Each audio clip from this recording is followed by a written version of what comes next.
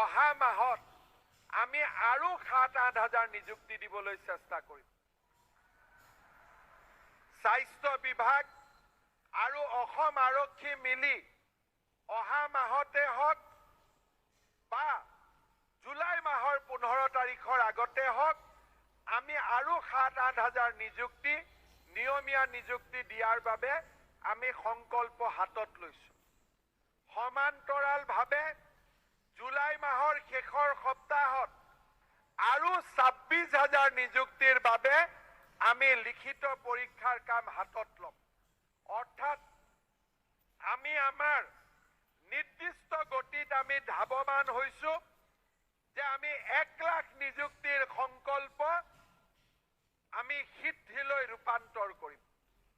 আমি যেতিয়াই সংকল্প লওঁ সংকল্পৰ পিছত আমি সিদ্ধিৰ বাবে প্ৰয়াস প্ৰচেষ্টা কৰিব লাগে আৰু ৰাজ্য চৰকাৰখনে আমাৰ প্ৰত্যেকটো সংকল্প সিদ্ধিৰ পথত লৈ যোৱাৰ বাবে নিৰবিচ্ছিন্নভাৱে কাম কৰি আছে আৰু নিৰবিচ্ছিন্নভাৱে কাম কৰে। অহা মাহত